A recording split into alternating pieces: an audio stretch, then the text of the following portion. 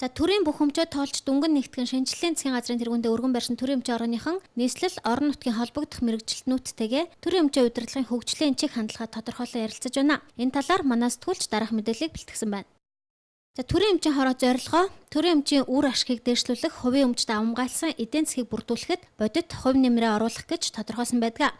1996 онд анх байгуулагдсанаас хойш энэ байгууллагын хийсэн олон хувьчлал өнөөдөр Монголын эдийн засгийг бүрдүүлж байгаа хувийн хвшлийнхний хөрс суурь болсон гэдэг нь ойлгомжтой. За зөвхөн хувьчлал явуулдаг мэтээр ойлгогддог төрийн өмчийн хорооны үйл ажиллагаанд төрийн өмчийн компаниудыг хэрхэн үр ашигтай ажилуулах, өмч хөрөнгөө бүртгэж, хянаж, үр ашигтай зарцуулахаас эхлээд хөрөнгөний зах зээлтэй бусад өмчийн харилцаатай холбоотой бүхий л үйл ажиллагаанууд төвлөрдөг юм байна. Сүүлийн жилүүдэд төрийн өмч эзэнгүүдэж түүний ашиглал зарцуулалтанд тавих хяналт сул болсон талаар баггүй яригдаж эхэлсэн. За тиймээс үйл ажиллагааныхаа арга хэлбэрт шинжилэлт хийх зайлшгүй шаардлага тулгарч байгааг салбарынхан энэ үеэр онцолж байлаа.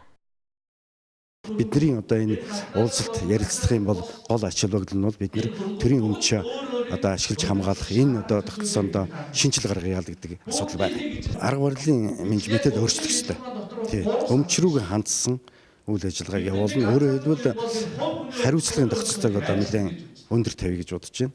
Хэрвээ өмчтөө өрлөг хандсан юм уу? Одоо төрийн өмчт компаниуд алдагдaltaй ажиллаж байгаа энэ асуудлыг бол зөвхөн одоо тэр удирдах байгаа удирдлагатай л ярина. Тэрнээс тэр хамт олон ажиллаж байгаа тэр үйлдвэрийн ажилчинч гэдэг юм уу, инженерүүд гэдэг юм уу тэдний асуудал биш. Энэ бол зөвхөн удирдлагын асуудал. За тэгэхээр бид энэ удирдлагын асуудал дээр менежментийг өөрчлөн, өөрөөр хэлбэл чадварлаг тийм удирдагч нарыг л одоо ажилуулах хэрэгтэй, хариуцлага тооцох хэрэгтэй. Жилдээ бид нар бол хөлсөөр ажиллах гэрээ байгуулж байгаа.